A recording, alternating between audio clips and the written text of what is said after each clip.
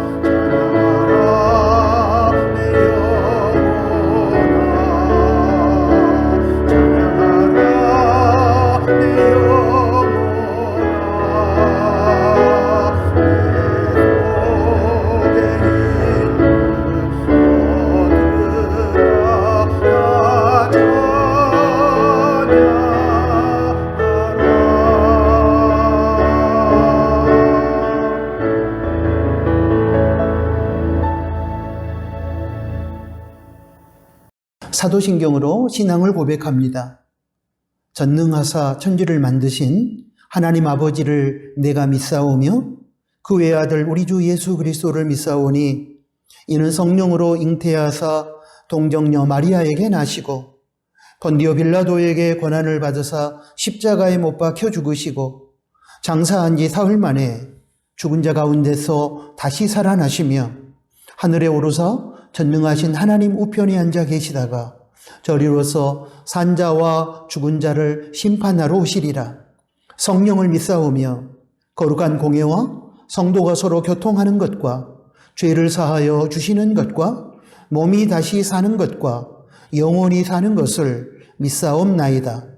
아멘. 예배를 위해서 기도하겠습니다. 하나님 아버지, 새로운 달 6월을 허락하여 주심에 감사드립니다. 나라와 민족 그리고 우리가 속한 다양한 공동체를 위해 무릎을 꿇어야 하는 기도의 달 6월을 시작하면서 이렇게 영광스러운 예배자로 세워주심에 더욱 감사합니다. 새로운 6월의 시간들을 새로운 마음의 그릇에 담고서 성령님 안에서 날마다 새로운 삶을 살아가는 저희가 되게 하여 주십시오. 이 시간 지난달 5월의 생활들과 지난주 삶들을 돌아보면서 하나님 말씀 따라 살지 못하고 저희들의 소견에 옳은 대로 살았던 죄를 내어놓고 회개합니다. 예수님의 십자가 보혈을 통한 사죄의 은총을 베풀어 주시고 성령님의 능력으로 죄와 싸워 이기는 6월을 살게 하여 주십시오. 하나님 아버지, 세상은 격변이라는 말이 무색할 정도로 빠르게 변하고 있고 그런 세상에서 우리는 결코 버려서는 안 되는 것들을 너무 쉽게 버리고 변해서는 안 되는 것들을 너무 쉽게 바꾸고 있습니다. 그리고 그 결과 타락의 자리에서 멸망을 기다리고 있는 처지가 되었습니다. 심지어 교회와 성도마저도 버려서도 안 되고 변해서도 안 되는 신앙의 본질과 하나님의 형상을 닮은 성품을 버리고 있으며 변질시키고 있습니다.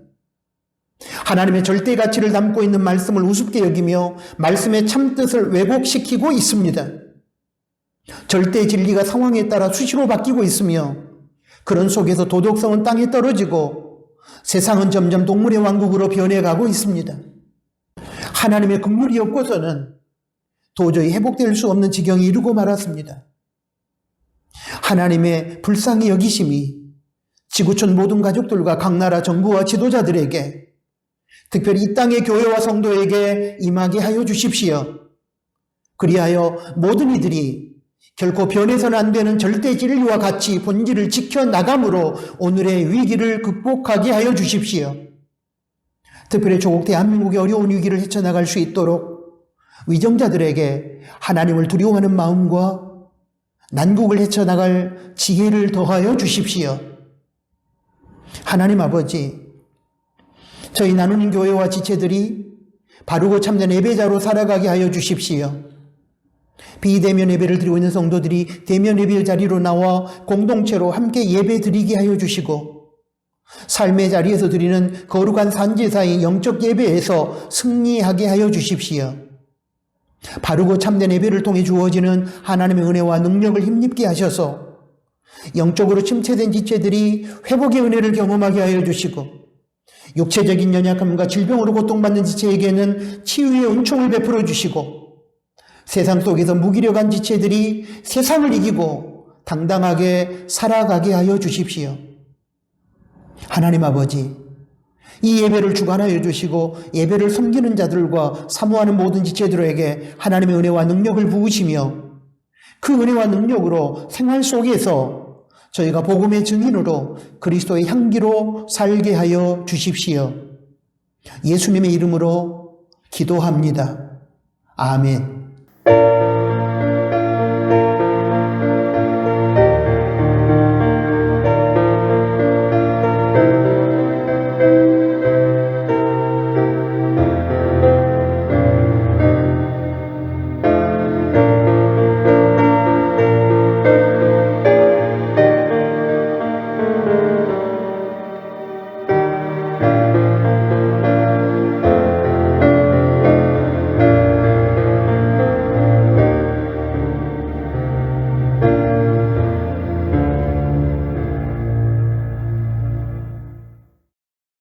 하나님께 봉헌 드리겠습니다.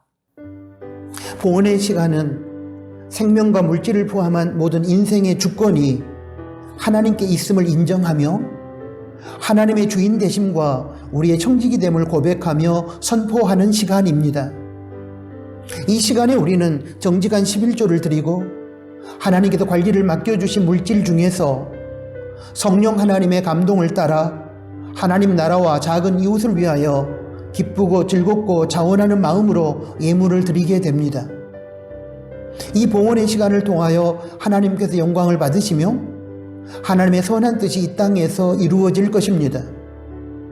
이 봉헌의 시간을 통하여 우리는 피조물과 청지기의 자리를 이탈하여 창조주와 주인의 자리에 올라 교만을 떨었던 우리의 모든 죄악을 회개하며 피조물과 청지기로서의 올바른 자리로 돌아가게 될 것입니다. 이런 차원에서 봉헌의 시간이 의미가 있는 것입니다. 기도합니다. 하나님 아버지, 이 시간 하나님의 주인 되심과 저희의 청지기 됨을 고백하며 정직한 11조와 예물을 올려드립니다. 드려지는 예물이 하나님 나라 확장에 사용되며 어려움 중에 있는 작은 이웃들을 일으켜주는 마중물이 되게 하여 주십시오. 믿음으로 드리는 성도에게 물질의 유혹으로 인한 넘어짐이 없도록 도와주시고, 또한 물질의 없음과 부족함으로 인한 아픔이 없도록 도와주십시오. 부족하다고 불평하기 전에 하나님께서 허락하신 물질에 대한 감사하는 마음과 자족하는 마음으로 살아가게 하여 주시고, 허락하신 물질의 복을 누릴 뿐만 아니라 베풀고 나누는 복의 통로로 살아가게 하여 주십시오. 생활 속에서 베풀어 주신 하나님의 은혜를 기억하며 감사로 예물을 드릴 때에 성도의 가정과 일터를 붙들어 주시고 영육간에 강건케 하여 주십시오. 물질에 끌려가지 않고 물질을 다스리는 인생이 되게 하여 주십시오. 예수님의 이름으로 축복하며 기도합니다. 아멘. 코이노니아 시간입니다. 함께 예배드리는 교우들께, 사랑하는 가족들에게, 부득이 혼자 비대면 예배를 드리신 분들은 본인에게 인사를 나누도록 하겠습니다. 샬롬, 주님의 평화가 우리 각자의 심령과 우리 서로의 관계 가운데 그리고 이 공동체 안에 함께하기를 소원합니다. 감사합니다. 함께 예배 드릴 수 있어서 감사합니다. 저를 위해서 기도해 주심에 고맙습니다. 사랑합니다. 주님 안에서 주님의 이름으로 사랑합니다. 여러분, 오늘은 6월 첫째 주일입니다. 새로운 달 6월에 나라와 민족을 위해 기도하시고 믿음으로 승리하는 여러분들이 되시기 바랍니다. 매일 성경 읽기 본문은 6월 4일 오늘 주일 현재 누가복음 11장입니다. 내용 요약은 주보 로뎀나무에 실었습니다. 참고하시고 읽고 묵상한 내용을 묵상 노트에 작성하시고 온라인 나눔토에서도 나누시기 바랍니다. 이번 주 화요일과 수요일 6월 6일과 6월 7일 새벽 기도회는 남목사의 출타로 인해 허연숙 권사께서 인도합니다.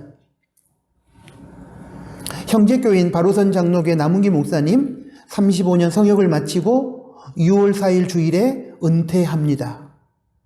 여러분 기도해 주시기 바랍니다.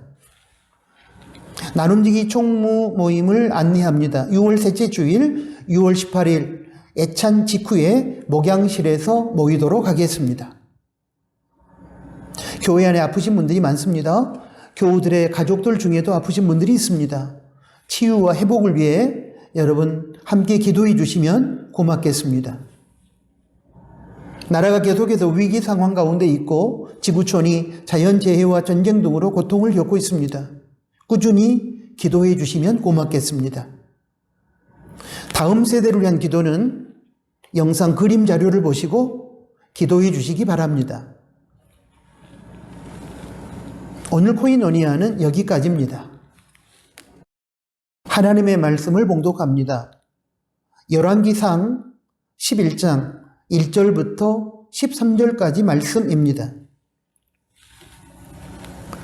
솔로몬 왕이 바로의 딸 외에 이방의 많은 여인을 사랑하였으니 곧 모압과 암몬과 에돔과 시돈과 헷 여인이라.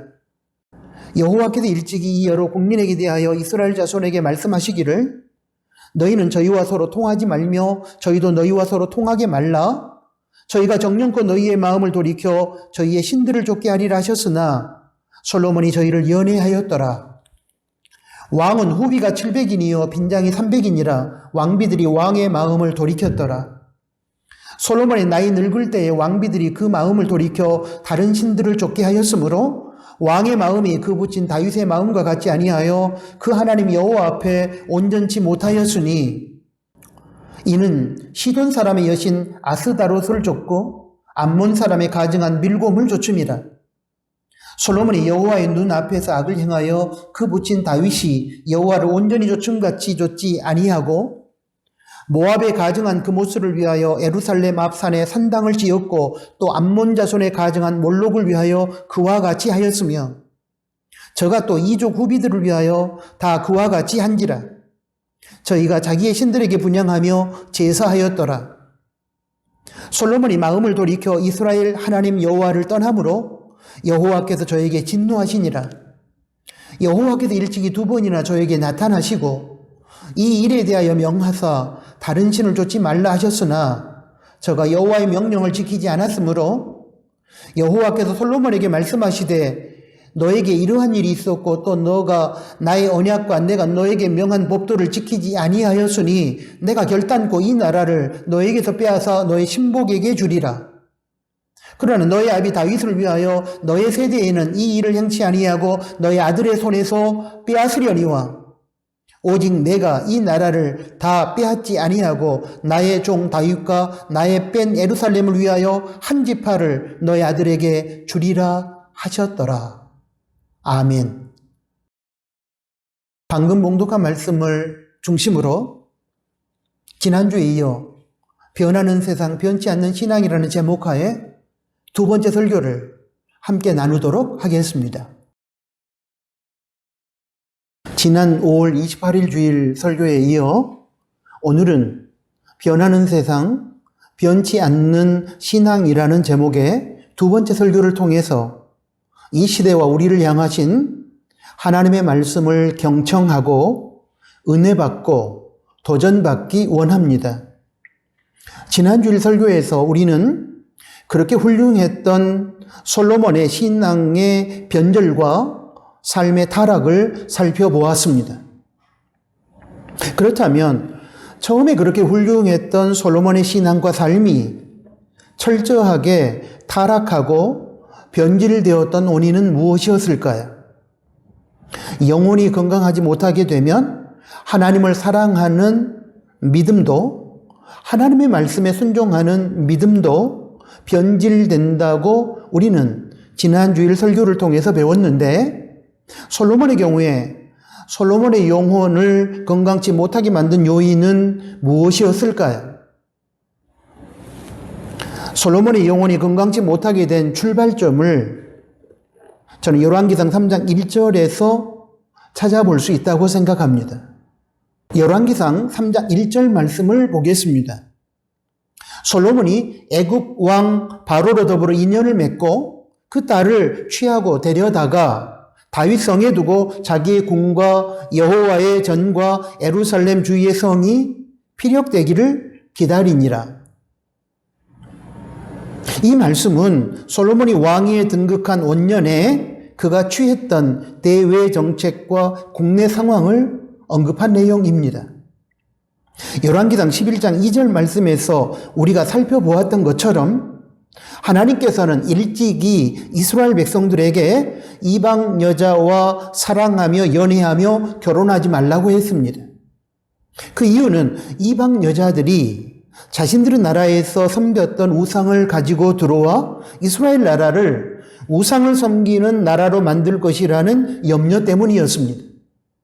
그런데 솔로몬은 그러한 하나님의 명령을 무시하고 이방 나라와의 혼인 정책을 통해서 국가를 안정적으로 유지하겠다는 외교 정책의 일환으로 애굽의 바로의 딸인 공주를 자신의 아내로 맞이함으로써 이방 여자와 결혼함으로 우상을 들여오지 말라는 하나님의 명령에 불순종하는 첫 발걸음을 내딛었습니다. 첫 단추를 잘못 채운 것입니다. 솔로몬은 이방 여자와 결혼하지 말라는 하나님의 명령을 어기고 애굽의 공주와 정략 결혼을 함으로써 대외적인 정치, 경제적 기반을 확립하려고 했습니다. 그러나 이것은 인간적인 발상으로서 이스라엘의 종교적 혼합주의를 가져오는 결과를 초래했습니다. 또한 본문 말씀 열왕기상 11장 1절에서 언급하고 있는 것처럼 이후로 솔로몬은 수많은 이방 여자들을 후궁으로 맞아들이므로 이방 여자들이 섬기던 우상이 이스라엘 왕궁에 들어오는 계기를 만들었으며 더하여 솔로몬은 우상을 섬기기 위한 산당까지 건축하는 등 하나님만을 사랑했던 그의 마음이 변질되어 타락의 길을 걷게 되었습니다. 이러한 타락의 출발점이 바로 애굽의 공주를 왕비로 맞이하는 정략적인 혼인 정책에서 비롯된 것입니다. 여기서 저는 우리가 두 가지 교훈을 받을 수 있다고 생각합니다. 하나는 환경의 중요함에 대한 교훈입니다. 물론 환경보다는 사람의 마음이 더 중요하고 환경이 절대적이지는 않지만 신앙과 삶에 미치는 영향력이 크다는 사실을 우리는 솔로몬의 경우에서 배울 수 있습니다. 솔로몬은 우상을 섬기는 이방 여자들의 둘러싸인 환경 속에서 자신의 신앙을 잃어버리고 자신의 신앙이 변질되었습니다. 그것을 볼 때 타락의 환경에 처하지 않도록 하는 것이 그리고 타락의 환경을 피하는 것이 지혜로운 것임을 우리는 깨달을 수 있습니다. 또 하나는 처음 출발이 중요하다는 교훈입니다. 첫 단추를 바로 채워야 옷이 울지 않고 틀어지지 않습니다.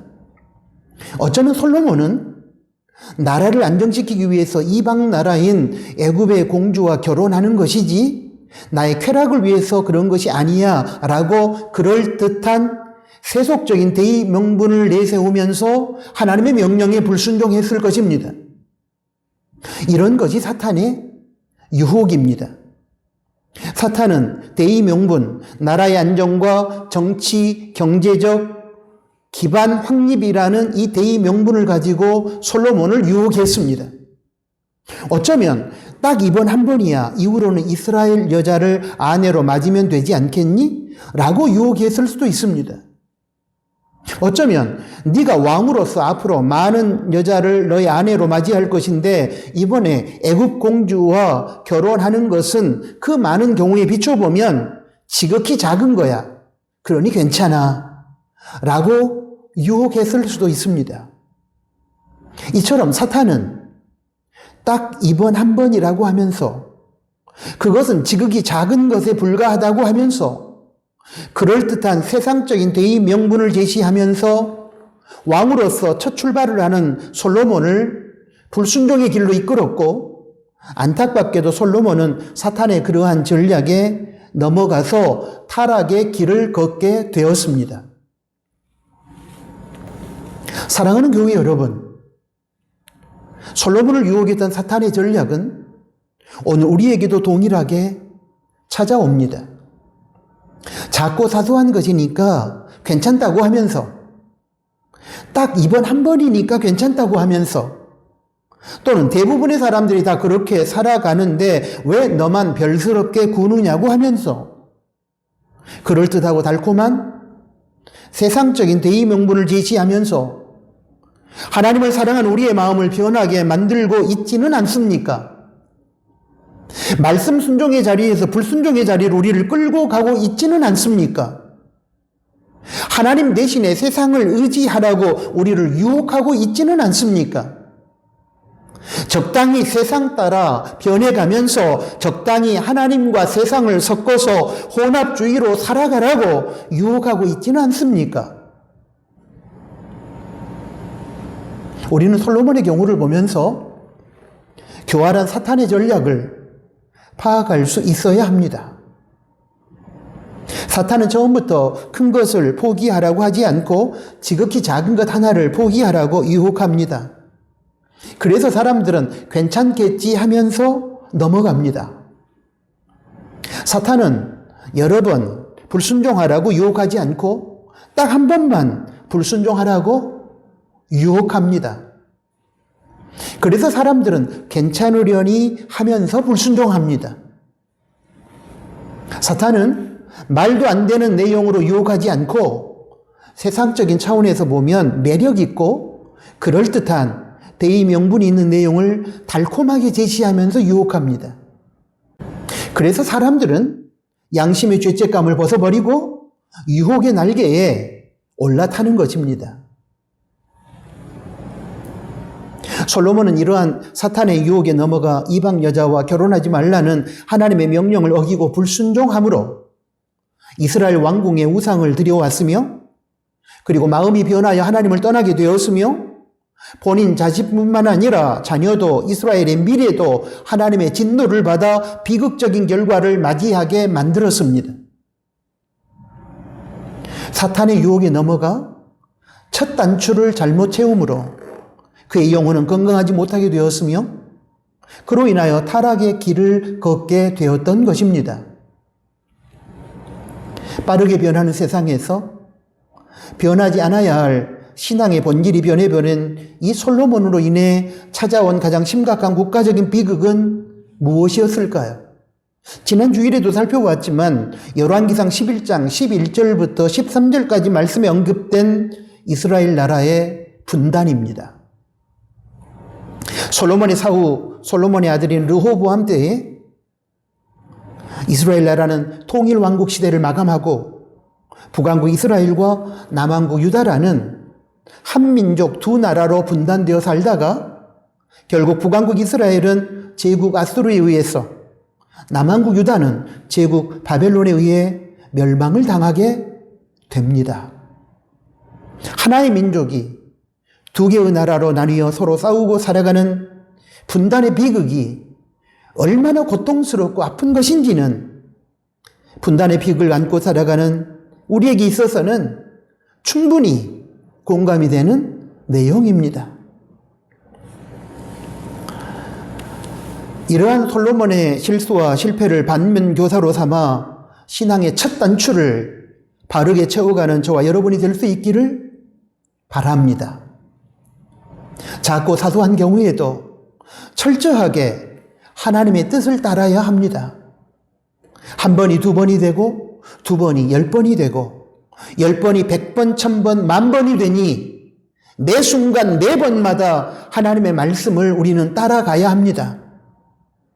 사탄이 제시하는 세상적인 차원의 그럴듯한 대의 명분이나 세속적인 출세와 성공과 안전을 보장해 주겠다는 달콤한 사탄의 속삭임을 예수님께서 광야에서 육신의 정욕과 안목의 정욕과 이생의 자랑으로 유혹했던 사탄을 하나님의 말씀으로 물리쳤던 것처럼 우리도 그렇게 물리쳐야 합니다. 빠르게 변하는 세대 속에서 솔로몬처럼 처음 신앙을 버리고 변절자로 살아가는 사람들만 있는 것은 아닙니다.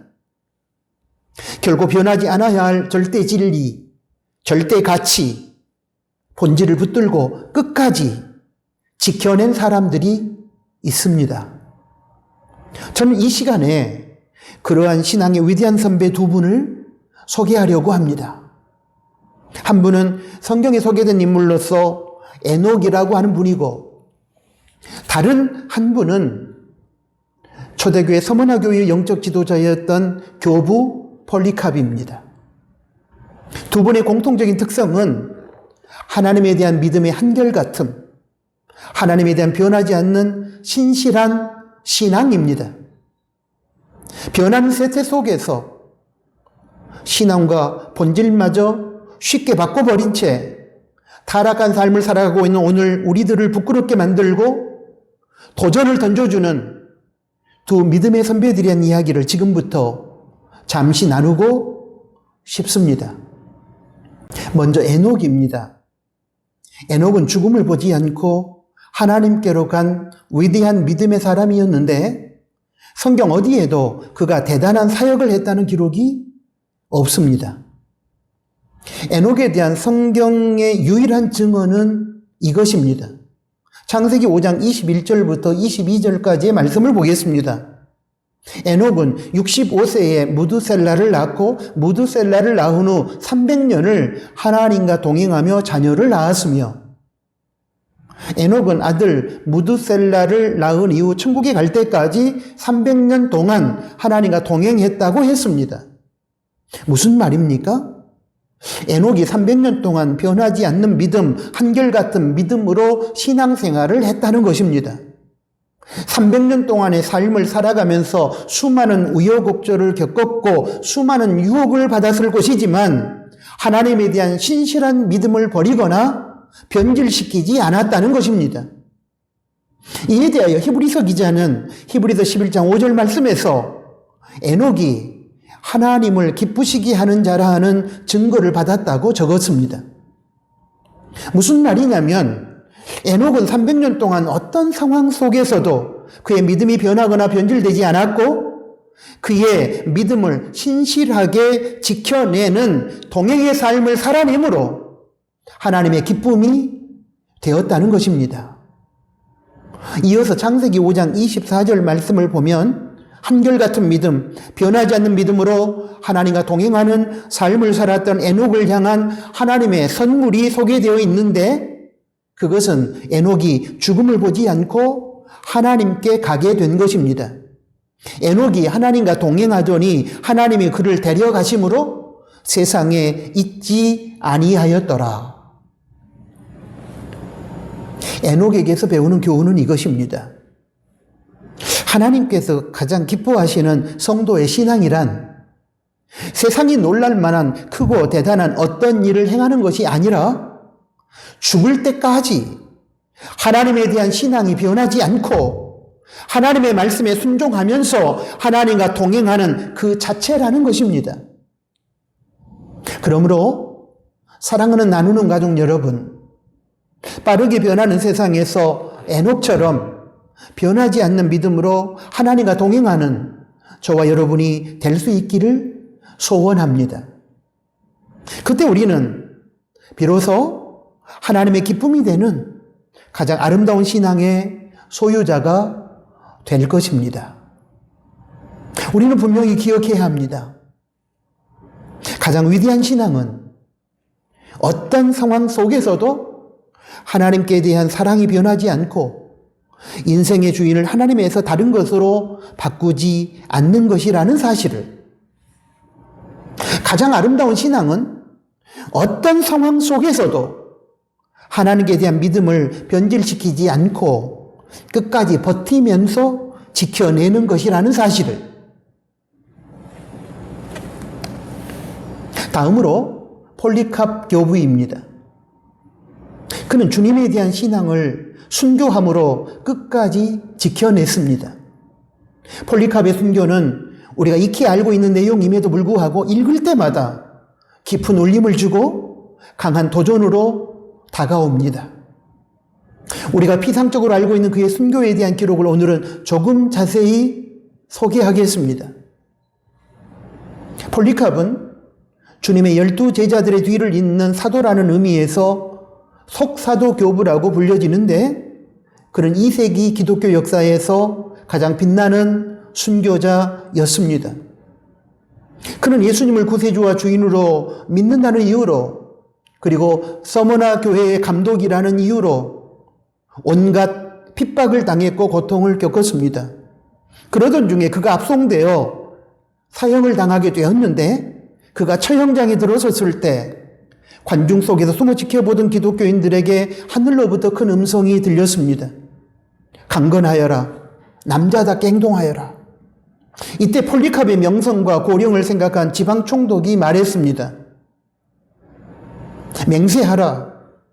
그러면 내가 너를 석방해 줄 것이다. 그리스도를 욕하라. 한 번이라도 예수님을 모른다고 하라. 그러하면 살려주마. 절체절명의 순간에 폴리캅이 입을 열었습니다. 86년 동안 나는 그분의 종이었습니다. 그동안 그분은 내게 아무 잘못도 하지 않으셨습니다. 그런데 어떻게 내가 나를 구원하신 왕을 모독할 수 있겠습니까? 총독의 협박이 이어졌습니다. 내겐 맹수들이 있다. 네가 마음을 바꾸지 않으면 너를 그 우리에 던져버릴 것이다. 맹수들의 포효 속에서 폴리캅이 말했습니다. 야수들을 부르십시오. 피에 굶주린 잔혹한 로마인들의 고함이 처형장을 뒤덮을 때에 총독의 신문이 이어졌습니다. 마음을 바꾸지 않는다면 너를 불태울 것이다. 그러자 폴리캅이 다시 대답했습니다. 당신은 잠시 타다 소멸되는 불을 가지고 위협합니다. 그런데 당신은 악한 자들을 위하여 예비된 다가오는 심판과 영원한 처벌의 불을 알지 못하고 있습니다. 왜 지체하십니까? 오십시오. 당신이 원하는 것을 하십시오. 병사들이 폴리캅을 장작더미 위에 기둥에 묶기로 할 때 폴리캅이 말했습니다. 내가 불을 견딜 수 있게 하실 분이 또한 내가 움직이지 않고 장작더미 위에 남아있게 하실 것이다. 기둥에 묶인 폴리캅이 하늘을 우러러보며 큰 소리로 기도했습니다. 오늘 이 시간 성령의 불 안에서 영과 육이 영원한 생명의 부활을 얻고 그리스도의 잔 안에서 순교자에 포함되는 영광을 주셔서 감사합니다. 속이지 않고 진실하신 하나님께서 예비하셨고 계시하셨으며 성취하신 대로 이제 부요하고 받으실 만한 제물로 순교자들 가운데 저를 받아 주옵소서. 폴리캅은 그렇게 기도하시고 순교하셨습니다. 폴리캅의 고백과 선언 중에서 읽을 때마다 한편으로는 저를 부끄럽게 만들고 또 다른 한편에서는 저를 가슴 뛰게 하는 도전을 주는 구절이 하나 있습니다. 바로 이것입니다. 86년 동안 나는 그의 종이었습니다. 그동안 그분은 나에게 아무런 잘못도 하지 않으셨습니다. 그런데 어떻게 내가 나를 구원하신 왕을 모독할 수 있겠습니까? 그렇습니다. 우리 주님은 한 번도 우리에 대한 사랑을 바꾸신 적이 없습니다. 주님은 한 번도 우리를 배신하지 않으셨습니다. 그런데 어떻게 우리가 그런 주님을 배신하고 주님에 대한 사랑과 믿음을 버리고 변절자가 될 수 있겠습니까? 그것 때문에 폴리캅 교부는 화형대 위에서 순교의 제물로 죽어가면서도 끝까지 주님에 대한 사랑을 배신하지 않았고 주님에 대한 믿음을 버리지 않았고 주님에 대한 믿음이 변질되지 않았습니다. 위대한 믿음의 선배 폴리카프 앞에서 오늘 저는 커다란 부끄러움을 느낄 수밖에 없습니다. 왜냐하면 죽음이라는 극단의 두려움과 비교할 수 없는 지극히 작고 사소한 내 자신의 이익과 자존심과 욕망 때문에 수시로 주님을 부인하고 배신하고 신앙의 본질을 변질시키고 있기 때문입니다. 사랑하는 교우 여러분, 오늘은 부끄러운 날입니다. 왜냐하면 주님께서 저의 구원을 위한 십자가의 고통과 죽음을 담당하시면서도 저를 향한 사랑의 마음을 변치 않고 유지해 주셨는데, 저는 지극히 사소한 이익과 세상적인 나 자신의 욕망의 성취를 위해 수시로 주님을 생활 속에서 배신하고 있으며 주님을 향한 믿음이 수시로 변하고 있기 때문입니다. 이 부끄러움이 변하여 주님 앞에 당당히 설 수 있도록 이제는 변하는 세상 속에서도 주님을 향한 사랑이 식어지지 않고 하나님을 향한 저의 믿음이 변질되지 않기를 원합니다. 저의 연약함을 아시는 하나님께서 성령의 능력으로 저를 다스려 주셔서 하나님 나라에 들어갈 때까지 변하지 않는 한결같은 신앙으로 살아갈 수 있도록 붙들어 주시기를 소원합니다. 예전에 공전의 시청률을 기록하면서 차가운 현대인의 가슴에 눈물을 뿌렸던 가을동화라는 드라마가 있었습니다. 그 드라마에서 여주인공 은서가 오빠인 준서에게 나무가 되고 싶다는 말을 하는 장면이 있습니다. 병원에서 출생했는데 신생아 시기에 부모가 바뀌어서 살다가 이제 모든 진실이 밝혀져 지금까지 살아온 행복한 가정을 떠나 열악한 환경을 가진 진짜 부모의 품으로 돌아가야 되는 상황에서 나온 여주인공의 대사입니다. 저는 이 대사를 이 드라마의 가장 의미 있는 멘트로 기억하고 있습니다. 전에 행복하게 살았던 가정을 떠나 모든 조건이 열악하고 고통스러운 새로운 환경을 가진 가정으로 돌아가고 싶지 않다는 마음으로부터 이 대사, 즉 한 곳에 뿌리를 내리고 변하지 않고 살아가는 나무가 되고 싶다는 대사가 나왔다고 저는 개인적으로 생각합니다. 드라마에서의 대사와는 방향성이 다르긴 하지만 저는 우리 크리스천들은 하나님 앞에서 나무가 되고 싶다는 바람을 가지고 살아야 된다고 생각합니다.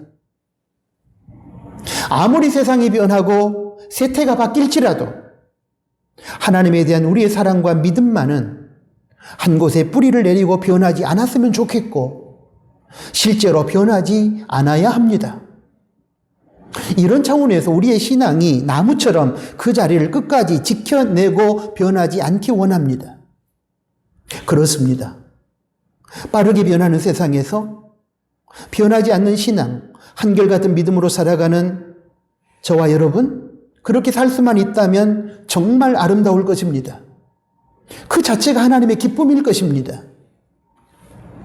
오늘 설교 주제와 관련하여 무엇이 아름다운가? 어떤 사람이 아름다운 사람인가라는 질문을 던져보고 그 답을 오늘 설교의 결론으로 받아들이고 돌아가는 삶의 자리로 돌아가는 저와 여러분이 되기를 원합니다. 변하지 않아야 할 것이 변하지 않는 것이 아름답습니다. 변하는 세상에서 본질과 절대적 가치가 변하지 않는 그 사람이 아름다운 사람입니다. 주님에 대한 처음 사랑이 변하는 세상 속에서도 변하지 않고 한결같은 그 사람이 아름다운 사람입니다. 그래서 주님께서 요한계시록 2장 4절 말씀에서 에베소 교회가 주님에 대한 처음 사랑을 버렸다고 책망하시면서 그 처음 사랑을 회복하라고 말씀하신 것이 아니겠습니까?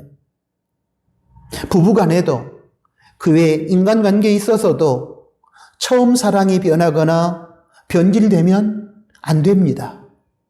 변질되면 추하고 더러워집니다. 주님께서 에베소 교회에게 처음 사랑을 버렸다고 책망하시고 처음 사랑을 회복하라고 말씀하신 이유는 에베소 교회 성도들의 예수님에 대한 사랑이 변했고 변질되었기 때문이었습니다. 여러분 기억해 주십시오. 변하는 세상에서 현상이나 방식은 시대에 따라 변해야 합니다. 변하지 않으면 도태되고 변하면 발전합니다. 그러나 변하는 세상에서 바뀌고 변질되어서는 안 되는 절대 진리나 절대 가치나 본질, 예를 들면 신앙이나 효도나 성윤리 등의 하나님의 가치가 담겨 있는 말씀은 변하면 안 됩니다. 변하면 망합니다. 나 자신도 죽고 내가 속한 공동체도 다 무너집니다. 그러므로 변하지 않아야 할 것은 변해서는 안 됩니다. 변하는 세상에서 변해서는 안 되는 것은 변하지 않아야 합니다. 그것이 아름다운 것이고, 그런 사람이 아름다운 사람이고, 그런 세상이 아름다운 세상입니다. 아멘. 하나님 아버지 감사합니다. 지난 주일과 이번 주일 설교를 통해서 빠르게 변하는 세상에서 방식과 현상은 변해야 되지만 신앙과 절대 가치와 본질은 변하지 않아야 된다는 사실을 다시 한번 깨우쳐 주셔서 감사합니다. 빠르게 변하는 세상에서 변하지 않아야 될 가치를 붙들고 끝까지 지켜내므로 하나님께 영광을 돌리고 세상을 아름답게 만들어가는 그런 저희들이 되게 하여 주십시오. 예수님의 이름으로 기도합니다. 아멘. 파송 찬양을 드리겠습니다. 주신 말씀을 생각하면서 하나님 한 번 더 나를 함께 찬양합니다.